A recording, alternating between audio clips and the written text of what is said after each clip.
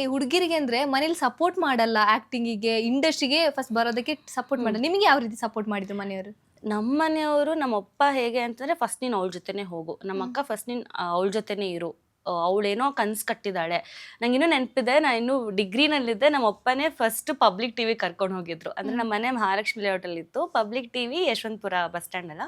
So 5 ನಿಮಿಷ. So ನಾನು first ಕರ್ಕೊಂಡು ನಮ್ಮ ಅಪ್ಪ ಏನಾದ್ರು ಕೆಲಸ ಇದೆಯಾ ಅಂತ, ಅವ್ರು ಡಿಗ್ರಿ ಮುಗಿಸ್ಕೊಂಡು ಬನ್ನಿ ಅಂತ ಹೇಳಿದ್ರು.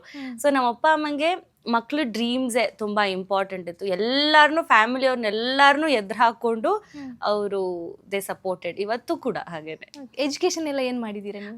ನಾನು BCom ಮಾಡಿದ್ದೀನಿ. ಈಗ ರೀಸೆಂಟ್ ಆಗಿ ಮಾಸ್ಟರ್ಸ್ ಮಾಡಿದೆ ಫ್ಯಾಷನ್ ಡಿಸೈನಿಂಗ್. ಫ್ಯಾಷನ್ ಡಿಸೈನ್ ಅದು ಆ ಥಾಟ್ ಹೆಂಗ್ ಬಂತು ನಿಮಗೆ? ನಾನು ಫ್ಯಾಷನ್ ಡಿಸೈನ್ ನಂದೇ ಒಂದು ಓನ್ ಶಾಪ್ ಮಾಡಬೇಕು ಅಂತ. It was just like this ಅಷ್ಟೇ. ಮದುವೆ ಆಯಿತು, US ಹೋದ್ಮೇಲೆ ಏನು ಮಾಡೋದು ಅಂತ. ನನಗೆ ಕಾರ್ಪೊರೇಟ್ ಜಾಬ್ ಅಷ್ಟು ಇಂಟ್ರೆಸ್ಟ್ ಇಲ್ಲ, ಯಾವತ್ತೂ ಇಂಟ್ರೆಸ್ಟ್ ಇಲ್ಲ ನನಗೆ. ಏನು ಮಾಡಬೇಕು ಅಂದಾಗ ಮೇಕಪ್ ಕಲಿತೆ. ಯಾಕೋ ಅದು ನನಗೆ ಓಕೆ ಅಂತ ಅನ್ನಿಸ್ಲಿಲ್ಲ. ಸೊ ನಾನು ಮಾನಸಿ ಕ್ಯಾರೆಕ್ಟರ್ ಇದ್ದಾಗ ನನ್ನಲ್ಲೇ ಒಂದು ಡಿಫ್ರೆಂಟ್ ಒಂದು ಶಿಲ್ಪನ ನೋಡಿದೆ ನಾನು. ಆ ಡಿಸೈನ್ ಮಾಡೋದು, ಹುಡುಕೋದು, ಹಾಕ್ಕೊಳ್ಳೋದು, ಸ್ಟೈಲ್ ಮಾಡೋದು ಎಲ್ಲ. ಸೊ ಆಯಿತು, ಜನಕ್ಕೆ ನನ್ನ ಫ್ಯಾಷನ್ ಇಷ್ಟ ಆಗ್ತಾ ಇದೆ. ಸೊ ಅದನ್ನೇ ಯಾಕೆ ತಗೋಬಾರ್ದು ಅಂದ್ಕೊಂಡು ನಾನು ಫ್ಯಾಷನ್ ಡಿಸೈನಿಂಗ್ ಮಾಡೋಕ್ಕೆ ಹೋಗಿದ್ದು. ಒಂದು ದಿವಸ ಸುಮ್ಮನೆ ರಾತ್ರಿ ಹಿಂಗೆ ಕೂತಿದ್ದೆ, ಯಾಕೆ ಓಪನ್ ಮಾಡಬಾರ್ದು ಅಂದ್ಬಿಟ್ಟು ಪಟ್ಟಂತ ಕೆಲಸ ಶುರು ಮಾಡಿ ಜೂನ್ 11ಗೆ 1 ವರ್ಷ ಆಗುತ್ತೆ ಬುಟಿಕ್ ಓಪನ್ ಮಾಡಿ. ಜೂನ್ 11ಗೆ. ಸೊ ಕಂಗ್ರ್ಯಾಚುಲೇಷನ್, ಅದಕ್ಕೂ 1 year ಆನಿವರ್ಸರಿ ಆಗ್ತಿದೆ. ಸೊ ನಿಮ್ಮ ಹಸ್ಬೆಂಡ್ ಇದಕ್ಕೆಲ್ಲ ಹೆಂಗ್ ಸಪೋರ್ಟ್ ಮಾಡಿದ್ರು? ನನ್ನ ಹಸ್ಬೆಂಡ್ ನೀನು ಏನಾದರೂ ಮಾಡಮ್ಮ, ಒಂದು ನೆನ್ಪಿಟ್ಕೋ ತಲೆಯಲ್ಲಿ, ನಾನು ನಿನ್ನ ಹಿಂದೆ ಇದ್ದೀನಿ. ನಾನು ಏನಾದರೂ ಅಂದರೆ ನೀನು ತಲೆಗೆ ಹಾಕೋಬೇಕು, ಜನ ಏನಂದ್ರು ನೀನು ತಲೆಗೆ ಹಾಕೋಬೇಡ. That is his support for me. ಇವತ್ತು ಕೂಡ ಅವ್ರು ಬೈತಾರೆ ನನಗೆ, ಯಾವತ್ತು ನೀನು ಸ್ಕ್ರೀನಿಗೆ ಬರೋದು, ಯಾವತ್ತು ನೀನು ನಾನು ಮತ್ತೆ ಸ್ಕ್ರೀನಲ್ಲಿ ನೋಡೋದು, ಐ ಮಿಸ್ ಯು ಅಂತ. So that is him. ಜೊತೆಲಿ ಆದ ತಕ್ಷಣ ಮದ್ವೆ ಆದ್ರಿ, ಸಡನ್ ಆಗಿ ಅದು ಮದ್ವೆ ಅಂತ, ಸಡನ್ ಆಗಿ ನಿಮ್ದು ಮದ್ವೆ ಅಂತ ನಮಗೂ ಆಶ್ಚರ್ಯ ಆಯ್ತು, ಶಿಲ್ಪಾ ಅವರು ಮದ್ವೆ ಆಗ್ತಿದ್ದಾರೆ ಅಂತ. ಸೊ ಸಡನ್ ಮದ್ವೆ ಅದೆಲ್ಲ ಹೆಂಗೆ? ನನಗೆ ಆಶ್ಚರ್ಯ ಆಯ್ತು ಆ್ಯಕ್ಚುಲಿ. ಸೊ ಸಡನ್ ಆಗಿ ಅಂದರೆ ಇವ್ರು ಭಾರತ್ ಮ್ಯಾಟ್ರಿಮೋನಿಲಿ ನಾನು ಸುಮ್ಮನೆ ಒಂದು ಪ್ರೊಫೈಲ್ ಹಾಕಿ ಇಟ್ಟಿದ್ದೆ. ನನ್ನ ಫ್ರೆಂಡ್ಸ್ ಹೇಳಿದ್ರು ಅನ್ನೋದಕ್ಕೋಸ್ಕರ. ಫ್ಯಾಮಿಲಿ ಪ್ರೆಷರ್ ಇಲ್ಲ, ಯಾರ್ದು ಇಲ್ಲ. ನನ್ನ ಫ್ರೆಂಡ್ಸ್ದೇ ಪ್ರೆಷರ್ ಜಾಸ್ತಿ ಆಗ್ಬಿಟ್ಟಿದ್ದು, ಮದುವೆ ಆಗು ಅಂತ. ಸೊ ಒಂದು ಪ್ರೊಫೈಲ್ ಹಾಕಿ ಇಟ್ಟಿದ್ದೆ. 6 months ಹಿಂದೆನೇ ಇವ್ರು ನನಗೆ ಕಳಿಸಿದ್ದಾರೆ ರಿಕ್ವೆಸ್ಟು.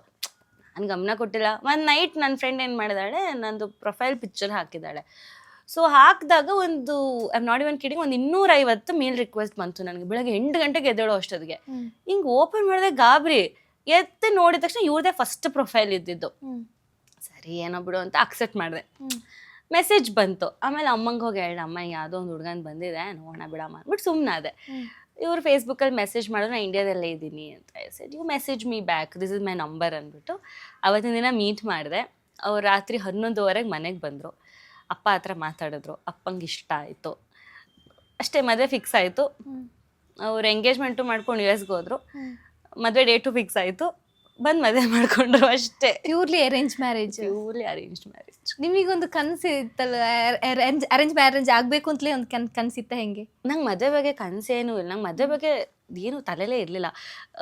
ಹಿಂಗೆ ರೆಡಿ ಆಗಬೇಕು, ಹಂಗಾಗಬೇಕು, ಆ ಥರ reception. I was list bothered about marriage.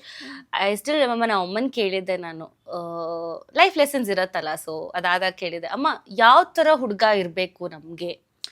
She said, ಇವಾಗ ನಾನು 1 hour ಲೇಟಾಗಿ ಬರ್ತೀನಿ ತರಕಾರಿ ತೊಗೊಂಡು, ನಿಮ್ಮಪ್ಪ ಏನಾದರೂ ಕೇಳ್ತಾರಾ? ನೋ. ನಾನು ನಿಮ್ಮನ್ನೆಲ್ಲ ಕರ್ಕೊಂಡು ಅಮ್ಮ ಮನೆಗೆ ಹಾಲಿಡೇಸ್ಗೆ ಹೋಗಿ ಬರ್ತೀನಿ, ನಿಮ್ಮಪ್ಪ ಏನಾದರೂ ಕೇಳ್ತಾರಾ? ನೋ.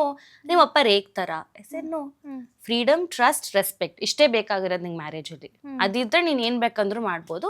ಸೊ ಇವಾಗ ಏನಂದರೆ, ಹುಡುಗಿರು ಮದುವೆ ಆದ ತಕ್ಷಣವೇ ಅವ್ರಿಗೆ ಇಂಡಸ್ಟ್ರಿಯಲ್ಲಿ ಚಾನ್ಸ್ ಸಿಗೋದು ತೀರಾ ಕಡಿಮೆ ಆಗುತ್ತೆ. ಸೊ ನಿಮಗೆ ಅದೇ ಫೀಲ್ ಆಗ್ತಾ ಇದೆಯಾ ಇವಾಗ? ಇಲ್ಲ, ನನಗೆ ಚಾನ್ಸ್ ಬರ್ತಾ ಇದೆ ಆ್ಯಕ್ಚುಲಿ. ಎವ್ರಿಬಡಿ ಇಸ್ ಲೈಕ್, ಬರ್ತೀರಾ, ಫೋನ್ ಬರುತ್ತೆ. ಪಾಪ ನಾನು ರಿಜೆಕ್ಟ್ ಮಾಡಿ ಈಗ ಯಾರು ತಾನೇ RCB ಫ್ಯಾನ್ ಆಗಿರ್ತಾರೆ ಹೇಳಿ ನನ್ನ ಮೇಲೆ? ಅಷ್ಟೆಲ್ಲ ರಿಜೆಕ್ಟ್ ಮಾಡಿದ್ಮೇಲೆ ನನಗೆ ಬಂದು ಕೇಳೋದಕ್ಕೆ. ಸೊ ಸ್ವಲ್ಪ ಎಲ್ಲರೂ ಕನ್ಫ್ಯೂಷನ್ ಇದೆ. ಈಗ ನಾನು ಎಲ್ಲಿದ್ದೀನಿ ಅನ್ನೋ ಕನ್ಫ್ಯೂಷನ್ಸ್ ತುಂಬ ಇದೆ. ಬಿಕಾಸ್ ನಾನು ಸ್ವಲ್ಪ ಟ್ರಾವೆಲಿಂಗ್ ಮಾಡ್ತಾ ಇದ್ದೀನಿ, ಬಿಸ್ನೆಸ್ಸು. ಸೊ ನಾನು ಒಂದ್ಸಲ ಅಲ್ಲಿ ಹೋಗಿ ಬಂದಮೇಲೆ ಮುಂದುವರ್ಸೋಣ, ಈಗ ಹಂಗೂ ಒಂದು ಸ್ವಲ್ಪ ಬ್ರೇಕ್ ತೊಗೊಂಡಿದ್ದೀನಿ. ಸೊ ನೋಡೋಣ ಅನ್ನೋದ್ರಲ್ಲಿ ಇರೋದು ಬಿಟ್ಟರೆ ನನಗೆ ಬರ್ತಾ ಇದೆ ಚಾನ್ಸ್.